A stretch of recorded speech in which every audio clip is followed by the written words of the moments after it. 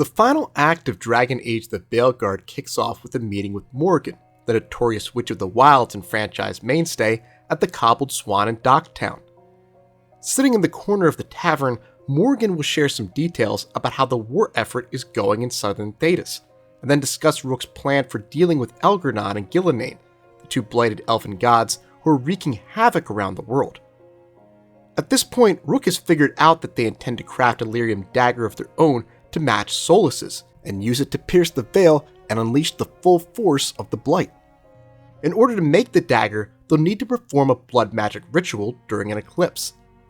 The next eclipse is a month away, so Rook thinks they still have time to rally their allies and get some help from the Inquisitor before they attack the god's stronghold on Tearstone Isle.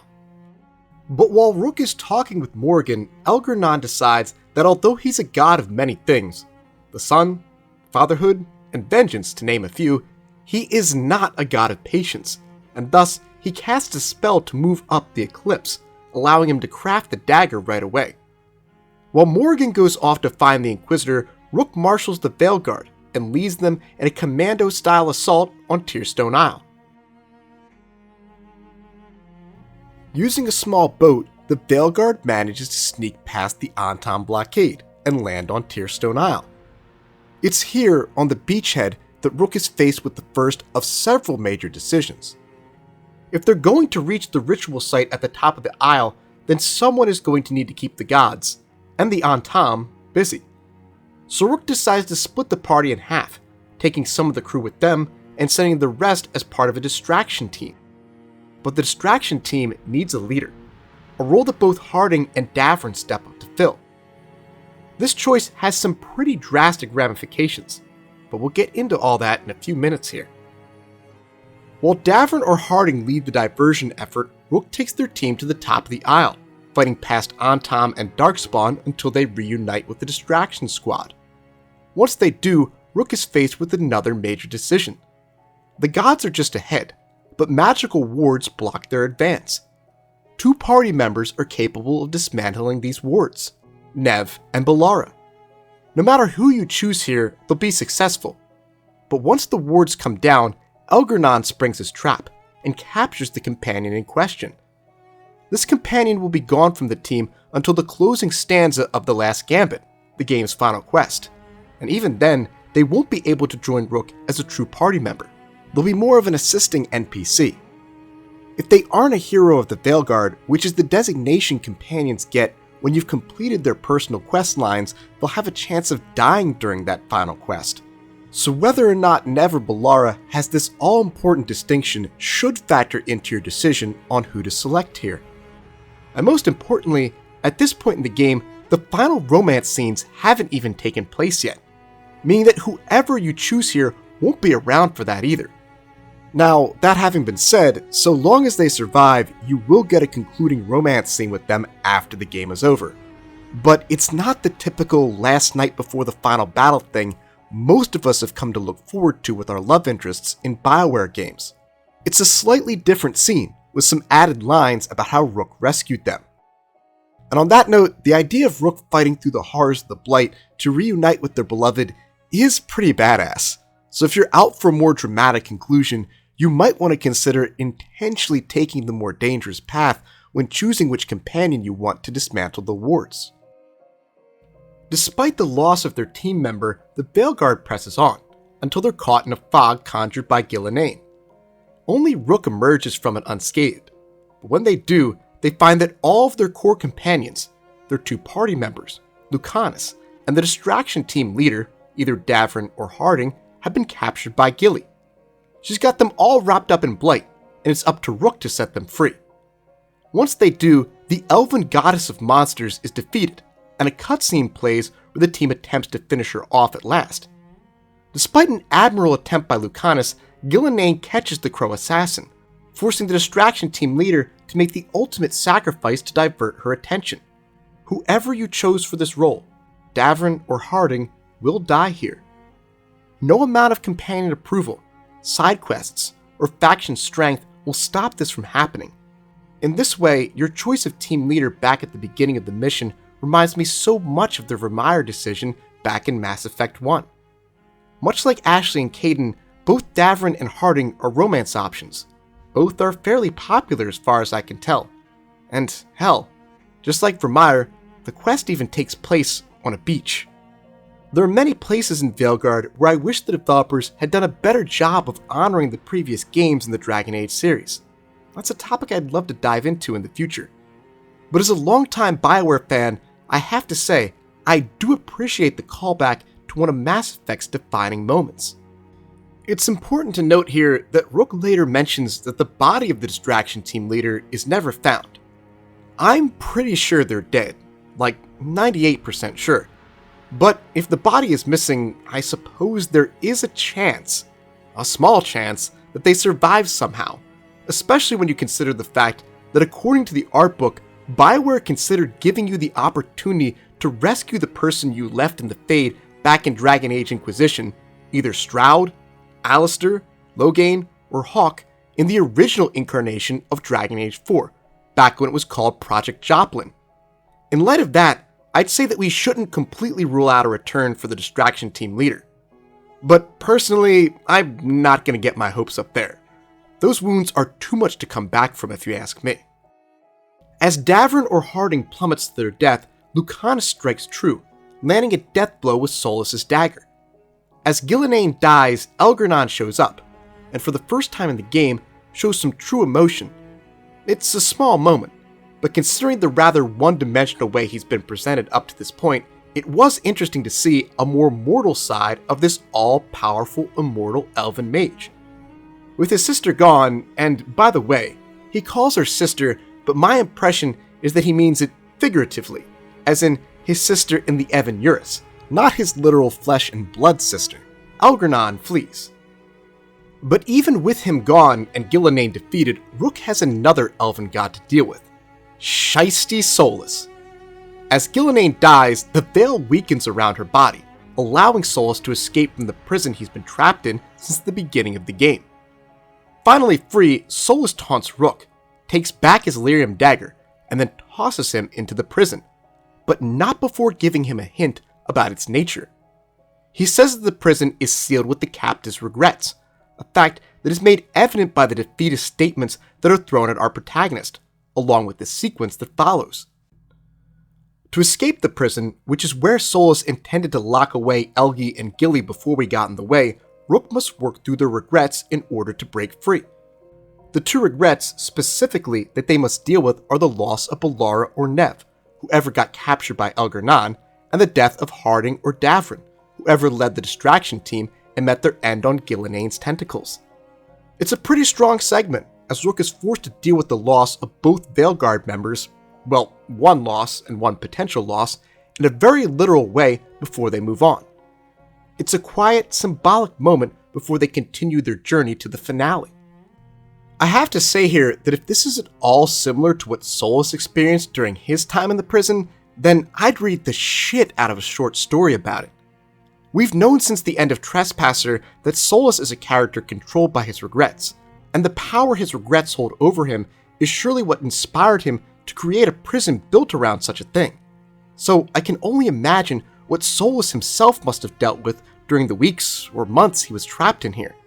He probably heard from Athal, Felisan, and many of his other old comrades, and I'd love to read about it sometime, if the folks at BioWare were so inclined. After working through the regrets about Nev/Bellara and Harding/Davrin, Rook is then faced with arguably the game's biggest narrative revelation.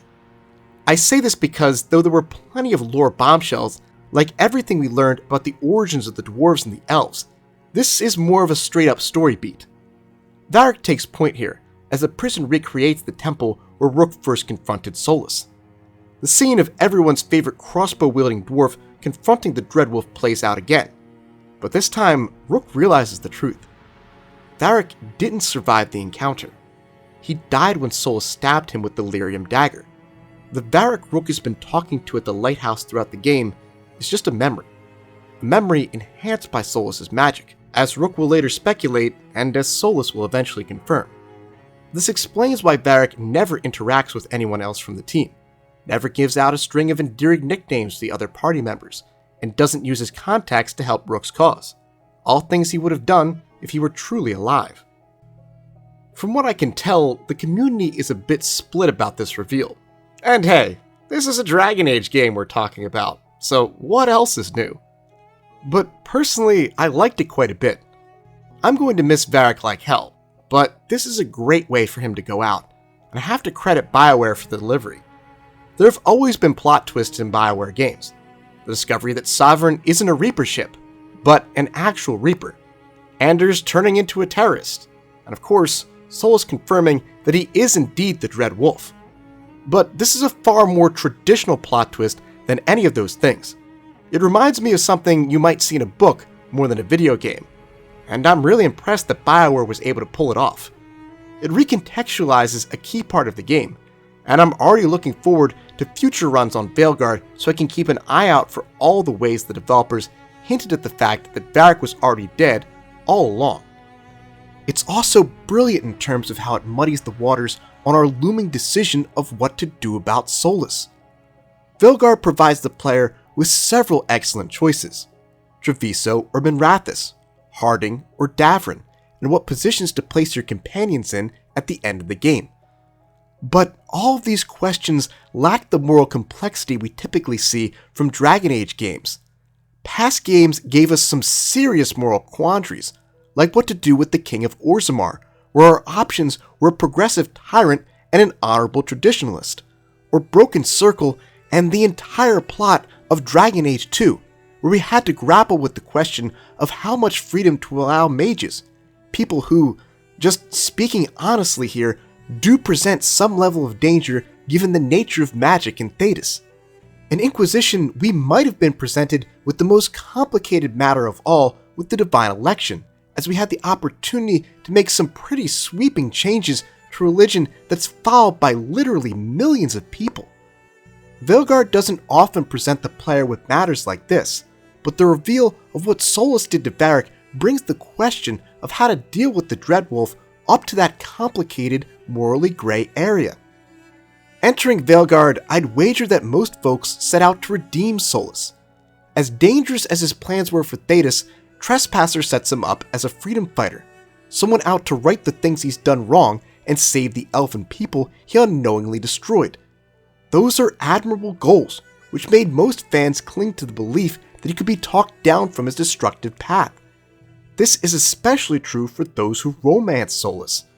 Combine this with the simple fact that bantering with Solus as Rook is fun and that he's helpful at various points in the game, and you definitely have a situation where most players are going to be naturally inclined to want to save him from himself. What he did to Varric, however, really does complicate this. Not only did he kill the man, but he used blood magic to make Rook keep seeing him, and used this memory to manipulate our protagonist. Varric himself, or at least his memory, dismisses the murder as something of an accident. But creating a blood magic hallucination is no accident. That's pretty damn heinous. Doing this with any character would be terrible as it is, but to do this to Varric, one of the nicest guys in Thedas, someone who stood by our side for the last 3 games and was best friends with everyone from Hawk to the Inquisitor, that's bordering on unforgivable if you ask me. And that's what makes it so powerful. Few things could be terrible enough to convince a Solus fan, let alone a Solus Mancer, to reconsider their desire to redeem him. What he did to Varric is one of those things. Something that many Solus Mancers in particular like about him is his nature as a morally gray antihero, that he's willing to do questionable things in pursuit of his goals. Most of the questionable things he's done, like spying on the Inquisition, lying about who he really is, and even trapping us in this prison, are the types of things that Solus Mancers and Solus fans are not only going to look past, but might even fuel their appreciation for him. But what he did to Varric, that might just change some minds. And creating that level of uncertainty in players, even those who are really committed to Solus, is objectively a good thing. Dragon Age is all about people making choices and suffering the consequences of those choices. The good, the bad, and the gray areas in between. The call about what the fuck to do about Solus should be incredibly complicated. The type of thing that leaves you wondering if you did the right thing, and if you did right by the people you care about. It should divide the community and prompt enough debate and discussion to keep us talking until the release of Dragon Age 5. Up until this reveal, it's hard to say that the decision about Solas' fate is that type of thing, but Varric's death elevates it to that level.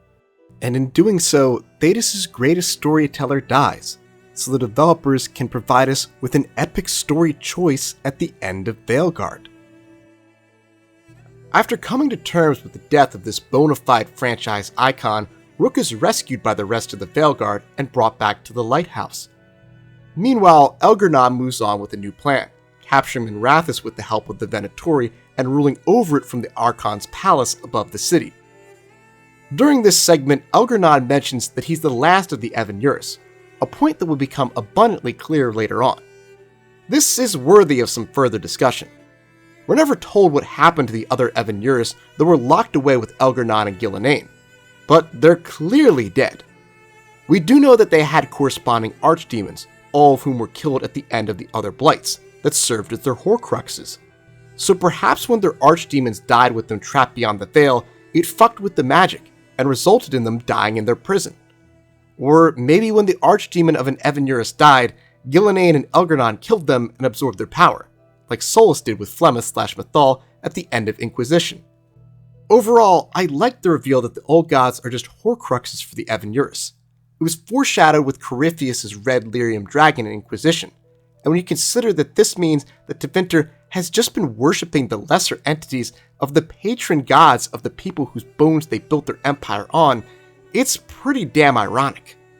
But when it comes to the other Evanuris, we do need a bit of an explanation here, especially when you factor in the way Solas reacted to the Grey Warden's plan to kill the archdemons back at Adamant Fortress, and the reveal in the Awakening expansion that it was the Architect who accidentally corrupted an archdemon, causing the Fifth Blight. There are certainly ways to explain all of this. Don't get me wrong, I'm not criticizing the developers or calling this a retcon, I just think we need some more information about how exactly the other Evanuris died.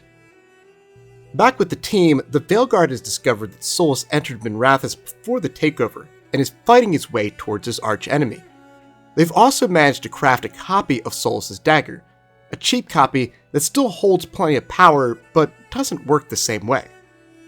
Determined to honor their fallen team member and rescue the one Elgar'nan captured, Rook encourages the Veilguard to take care of any unfinished business they might have and prepare for battle, because in the morning they're going to take back Minrathous. What follows is one of those spectacular last night before the big finale segments that BioWare does so damn well. Rook can check in with all surviving companions, reminisce about Varric, honor the fallen, and of course, spend the night with their love interest. When they're ready to progress, Rook can head to the kitchen table and kick off the game's penultimate quest, the last Gambit. Before they can begin their attack on Minrathous, they'll need to put together a battle plan. It's here that Veilguard commences with a clear love letter to Mass Effect 2, because the last Gambit has so much in common with the suicide mission. Rook will be tasked with placing their companions in the right positions to help one of their faction allies with completing an important job during the invasion. These jobs are as follows: removing some magical wards, taking out a Venatori war mage, and bringing down a Juggernaut. There are appropriate picks for each job, but as the game itself tells you, each faction's overall strength and whether or not your chosen companion is a hero of the Veilguard will play a major part in whether or not the task is successful and if the companion lives to tell the tale. According to various guides, for the wards you should pick Emmerich or Harding. For the war mage you should pick Lucanus or Tosh, and for the Juggernaut you should pick Davrin or Emmerich. But as you'll see here, I pulled it off with Balara at the wards, Tosh facing off with the Juggernaut, and less than ideal faction strength. So it would appear, of all the factors at play, that having your chosen companion at Hero of the Veilguard status is the key to success here. With their companions taking care of these all-important duties, Rook advances into Minrathous with the rest of their party, with the goal of reaching a blight tendril that stretches up from the Divine's Manor to the Archon's Palace, and climbing up it a la Jack and the Beanstalk to reach Elgar'nan. After fighting through the streets of the city, Rook will eventually encounter Solus. He'll be surprised that Rook escaped the prison, admit that he himself couldn't have escaped the prison the way they did, and confirm that he was responsible for creating the memory of Varric that Rook spoke to throughout the game. He needed that connection, Solus says, to make sure our protagonist got the job done. The Dreadwolf does admit, however, that it was Rook's hard work, and not his own, that put them in a position where victory is at all a possibility. To finish the job, he asks our protagonist to join forces with him. Though Rook can express some heavy skepticism, things are looking pretty fucking bleak at this point, and thus, they really have no choice but to accept. But before the alliance between Rook and the Dreadwolf begins, they discuss a pretty critical topic: what Solus intends to do once Elgar'nan is defeated. Rook knows that with the God of Vengeance out of the way, Solus will likely continue with his plan to tear down the Veil, and given that doing so would flood the world with demons, our protagonist isn't about to let that happen. The Dreadwolf, as is typical for him, responds with one of his classic half-truths, saying that he's willing to forsake his plans if that's what it takes to defeat Elgar'nan, and that the Veil will never come down by his hand. Pay very close attention to the wording of that last part. With Solus at their side, Rook advances through the streets of Minrathous. It's during this segment that we get a clear look at the unrestrained strength of this incredibly powerful ancient elf. Back in Inquisition, he'd just woken up from a long Theodosian nap, so he wasn't at the height of his power. We saw some glimpses of how powerful he'd become in Trespasser, but this is something different. That was Solus in cutscenes. This is Solus as an ally, and he kicks some serious Venatori ass at our side. Eventually, Solus and Rook encounter Lusicon, Elgar'nan's archdemon. As covered during the Siege of Weishaupt, and as mentioned earlier, archdemons function as Horcruxes for the elven gods, so as long as Lusicon is alive, Elgar'nan is invulnerable. Desperate to take it down, Solus hands Rook his dagger, and urges them to carry on without him. Solus then adopts his wolf form, and engages Lusicon in a clash of titans. Pride Wolf against the last archdemon, above the reddened skies of Minrathous. It's some badass, epic stuff. While Wolf Solus wrestles Lusicon, Rook keeps on heading for the Blight Tendril. Earlier, Solus mentioned that the tendrils were, in his estimation, being controlled by some type of intelligence, and it's here that our protagonist discovers said intelligence, Balara or Nev, whoever Elgar'nan captured back on Tearstone Isle. Rook and company will rescue their blight-stricken companion, but as some debris falls their way, they themselves will need to be rescued by the timely appearance of Morgan. Thanks to the assist from the Witch of the Wilds, Rook and their party enter the Divine's Manor, where they'll reunite with all surviving NPCs and companions, as well as the Inquisitor, who must have been taking a nap of their own, given that they show up to this fight in what looks like their pajamas. With the final assault on the Archon's palace on the horizon, Rook will get a moment to catch their breath, and a chance to reflect on all the work it took to get to this point. Before the final war council, they can visit a room that contains the bodies of all those lost in the battle. As you can see here, I only lost the Viper, but if you've lost any companions, their bodies will be here as well. At the final war council, whoever Elgar'nan captured, Nev or Balara, will reveal some startling information. As it turns out, her connection to the Big Bad worked both ways, and she used this horrifying bond to uncover that Elgar'nan's life force is tied to the Fade. Morgan then chimes in and helps make sense of all of this. When Solus trapped the Evanuris in the Fade, he tied their life force to it, and now that Elgar'nan is the only one left, if he dies, the Veil will come crumbling down along with him. Hence why Solus gave Rook the dagger, and said that the Veil would never come down by his hand. There's Fen'Harel again, tricking everyone. With the knowledge that Solus has duped them once more, Rook concludes that there's only one way forward, to bind Solus to the Veil to replace Elgar'nan. But there are multiple paths to get there. They'll consider everything from attacking Solus with the dagger, to tricking him with the fake one, or trying to talk him down, a prospect that will seem much more promising if you've completed the side quests in the Crossroads and have acquired the Fragment of Mythal. Still, to do any of that, they need to reach the Archon's palace. Before they begin the long climb up the Blight Tendril, Rook will have one last chance to talk with their companions. It's a great segment.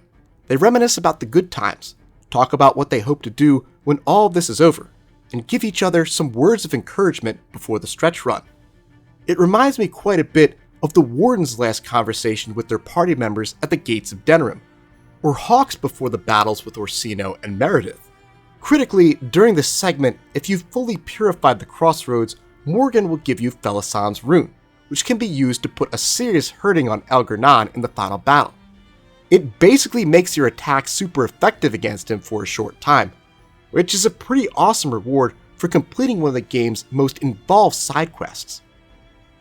As Rook prepares to make the climb, the remnants of Elgar'nan's forces attack the Divine's manor. The Inquisitor and Morgan volunteer to rally what forces they can to cover their back, but they'll ask them to leave behind a companion to help the effort.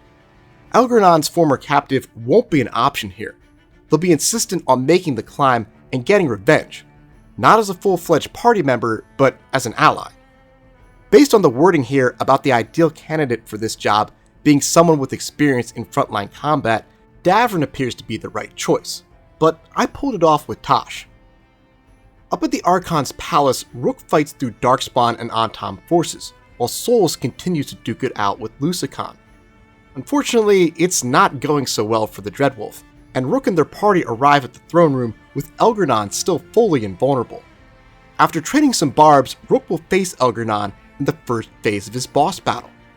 When his health bar is depleted, Lucican and Solus will crash into the throne room, with Lucican clearly in control, and Solus weakened and wounded. The second phase will then begin, in which Elgar'nan will often isolate Rook, forcing them to contend with him one-on-one. Once this second phase is over, a cutscene will play. Still unaffected by Rook's attacks, Elgar'nan will attempt to control our protagonist, at which point Nev or Bellara will come to the rescue. She'll sit down on the Archon's throne, and use her connection to the Blight to release the tendrils around Solus, setting him free. The Dreadwolf will then take out a chunk of Lucican's throat, killing the last Archdemon, and rendering Elgar'nan mortal. Earlier, I mentioned that if Nev or Bellara isn't a hero of the Veilguard status, then they can die during the final mission, and the point where that can happen is here. They'll still be successful in manipulating the Blight tendrils, but after using them, they'll be engulfed by them, and never emerge later on, as they do in the ending where they survive. The boss battle's third phase will then commence, and after taking out his health bar, Rook will strike the final blow on Elgar'nan, ending the tyranny of the Evanuris at last. But there's still the matter of what to do about the Veil. With all of the Evanuris defeated, it's about to come down. Solus both thanks Rook for their work and apologizes for this final betrayal, and then tries to use his magic to pull the lyrium dagger to him to finish the job. Unwilling to let the world burn, Rook jumps into action and seizes the dagger. It's then that the player is faced with one final choice, a choice that will determine which of the game's 4 endings they get. If you've completed Mythal's side quest in the Crossroads, it's possible to talk Solus off the ledge. Rook, the Inquisitor, Morgan, and Mythal's Essence will team up to convince Solus to bind himself to the Veil. He'll then walk into the Fade, determined to seek atonement. If your Inquisitor romanced him in the last game, she'll go with him, in what I would argue is a beautiful callback to the ending of Witch Hunt, where the Warden walked into the Alluvion with Morgan to face the unknown side by side. Solus, obviously, is a morally great character, and he has his fans and his detractors in the community. But unless you're vehemently opposed to him, I think it would be fair to call this Veilguard's quote, good ending. The Dreadwolf realizes that just because he doomed the world of the ancient elves, he can't make up for it by destroying this one. He gets a final moment with Mythal, makes amends with an Inquisitor he was friends with, or reunites with an Inquisitor he fell in love with, and then gets a chance at redemption. I'm a big redemption guy, so even though I might not be Solus' biggest fan in a number of ways, this is an ending that I personally enjoy. However, I do have to say that it's a bit disappointing that this is the only ending where the Inquisitor has any involvement. At the end of Trespasser, my Inquisitor made the call to stop Solus, not save him from himself. So it's odd to see him here, calling him a friend, and hoping to change his mind. I understand, of course, that the Inquisitor isn't my player character anymore, but the fact that I made that call doesn't really seem to be honored in this ending or any of them, to be honest. Circling back to Varric, if you're in the camp that doesn't like this ending because of what Solas did to him, I completely understand. Although I do view this as the game's, quote, best ending, the lack of justice for him certainly gives me pause. Varric is one of my all-time favorite video game characters, possibly my all-time favorite dwarf, in all honesty.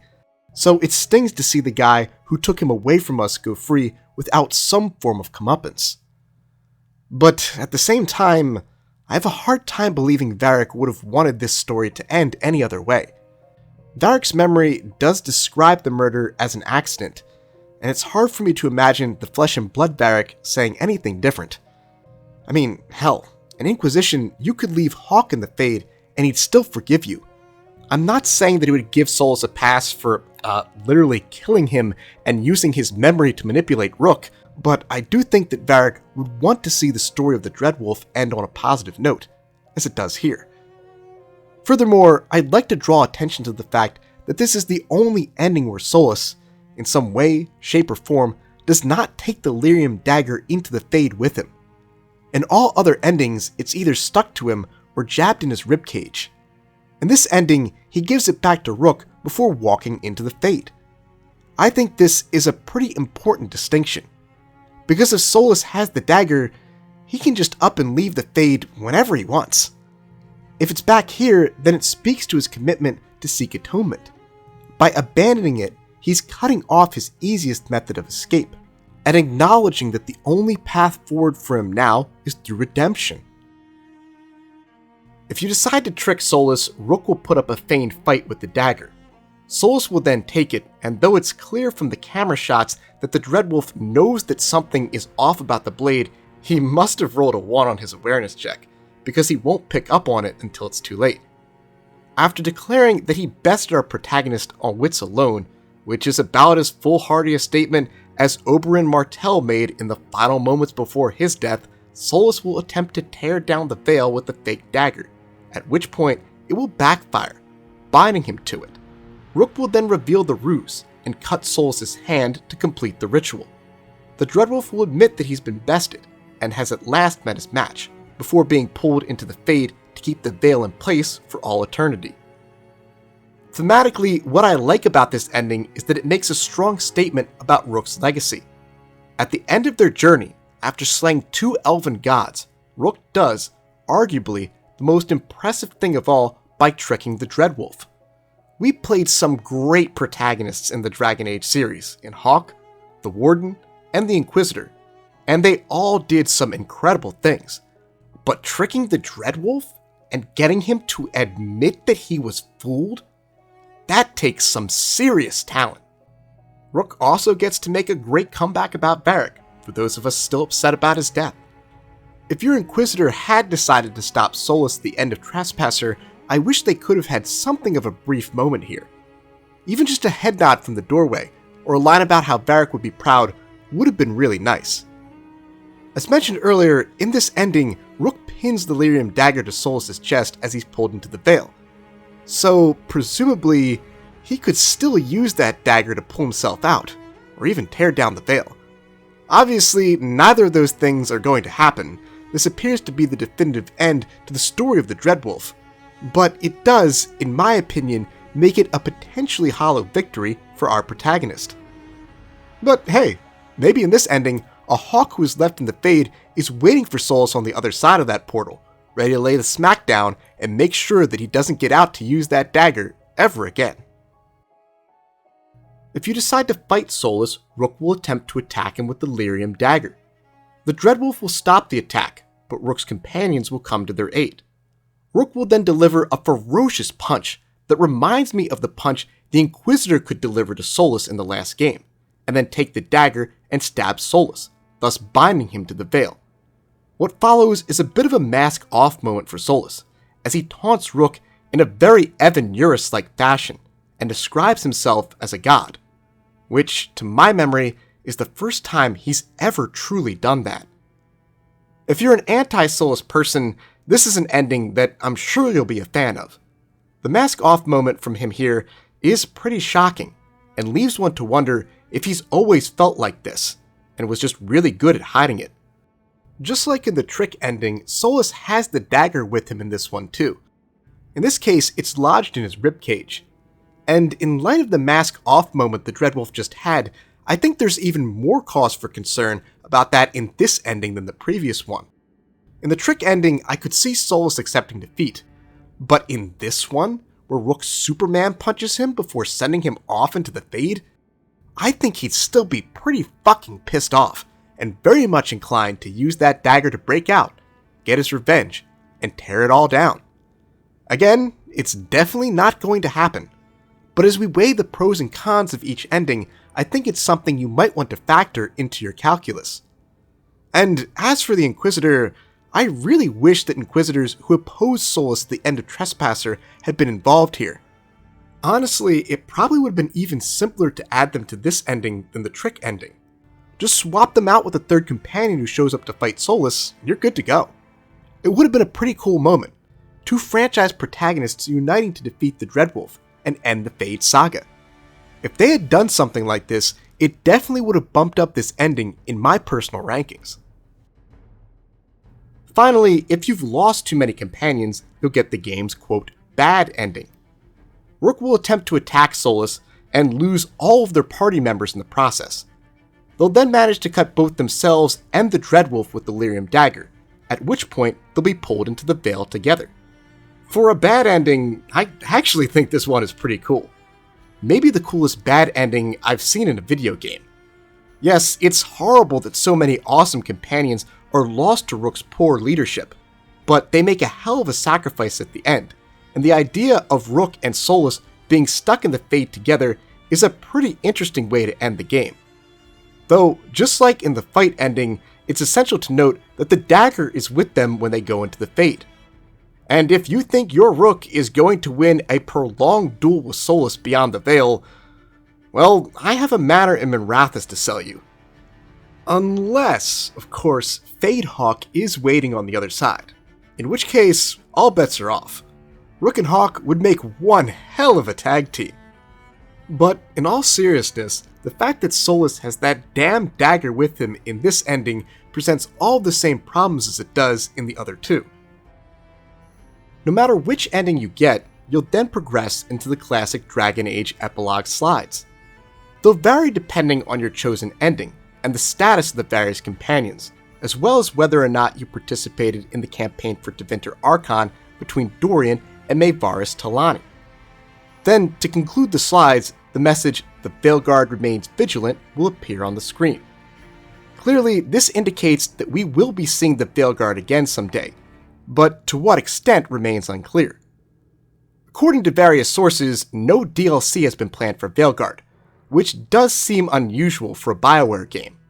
Aside from Anthem and Andromeda, both of which had some serious issues, I can't think of another BioWare game that didn't have DLC. But then again, Veilguard ended far more conclusively than any other game in the Dragon Age series. Origins left some serious questions open with the disappearance of Morgan.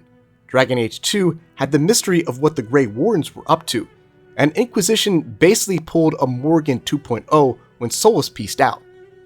Veilguard has no such obvious loose ends, so they might be serious about no DLC for this one. And if that's the case, then my best guess is that the Veilguard will factor into their plans for Dragon Age 5. As revealed through letters from the Inquisitor, the South gets wrecked by the Double Blight, meaning that they'll need all hands on deck to fix the damage caused by Elgar'nan and Elgar'nan. Perhaps the Veilguard will take on a major role in the rebuilding effort, along with what remains of the Inquisition. I've seen some folks speculate that this might mean that Rook will end up being the protagonist of Dragon Age 5, but I can't imagine that happening. If BioWare was going to reuse a protagonist in this series, they would have brought back the Inquisitor for Veilguard. The game would have been very different, of course, but it's not too hard to imagine narratively. But given that they didn't go that route here, I think it's safe to say that they never will. A new Dragon Age game means a new protagonist. That's just how it is. I'm sure Rook will make a cameo appearance though, just like the Inquisitor did in Veilguard and Hawk did in Inquisition. Now, speaking of BioWare's future plans for the series, if you collected the 3 mysterious Codex entries, you'll get a post-credits scene that will shed some light on where they seem to be going with things. You can find these Codex entries by completing a puzzle in Arlathan Forest and closing out 2 side quests, the Heart of Corruption and Pinnacle of its Kind.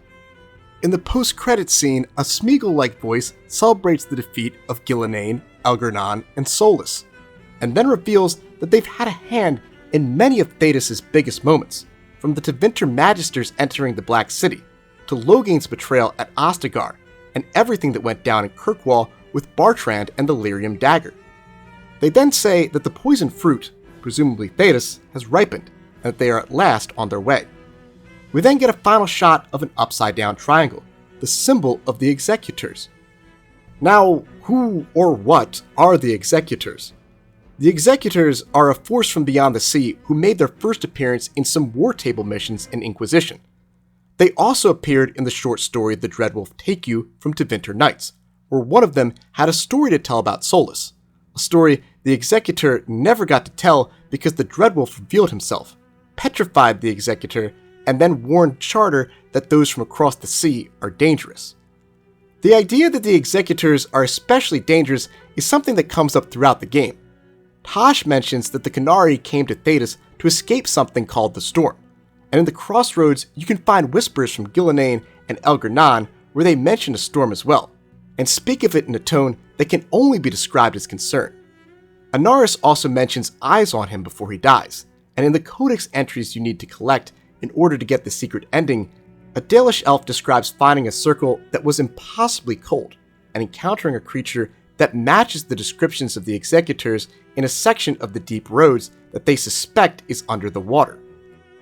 So, all in all, the Executors seem like a powerful, formidable threat, and they will almost surely be the main villains of Dragon Age 5. That said, this post-credit scene has drawn a fairly negative reaction from the community. Some have compared it to the Jailer reveal from World of Warcraft, where a previously unknown entity was revealed to be behind many of the lore's biggest moments. I personally had a more generous reading of this scene. I saw it as more of a situation where they were implying the Executors nudged things in their preferred direction, rather than mind-controlled people or straight-up orchestrated major events. John Epler, Veilguard's creative director, posted on Blue Sky recently echoing this interpretation, saying, "The word choice of balanced, whispered, guided is very deliberate. No one was forced, or coerced, or controlled into making any choices. It's extremely important that ultimately everyone made their own choices. They still own the consequences of these decisions, because Dragon Age is still a series about people making decisions of their own free will, and those decisions having consequences." He later goes on to cite someone mentioning Sophia Dryden, the rebellious former Warden Commander of Ferelden, at the right time as something they might have done to influence Logain's betrayal. I was relieved to hear this. That was what I assumed they were going for, but still, it's not without its issues. The idea that Logain, who had every reason to hate Orlais and fear Kaelin's communication with Empress Selene, would have needed any extra motivation to do what he did, is kind of ridiculous if you ask me. The same is true for the Tevinter Magisters, and the suggestion that all of these plans coalesced to the point we're at today, where Thedas is now ripe for the taking, is a seriously galaxy-brained plot that I can't say I'm a fan of. The Executors seem really cool, and I'm interested to learn more about them. I just hope they pump the brakes with all the Illuminati stuff. Otherwise, this could get real ridiculous real fast. But hey, that's just my take on things. What did you think of the endings to Veilguard? And what are your thoughts on the post-credits scene? Be sure to let me know down in the comments. Thanks for watching. Huge thanks to James McGonigal, who allowed me to use his covers from the Dragon Age soundtrack for this video. To check out all of his music, just follow the links down below in the description box. Big shout out to all my Silver and Gold tier YouTube channel members and Patreon subscribers, including James Pruitt, Corey Matson, Gustavo Balabi, Lil Caesar, Reed, Pathonian, Faith G, and Anna Novakova, who get early access to these videos thanks to donations of $5 to $10 a month. See you guys next time!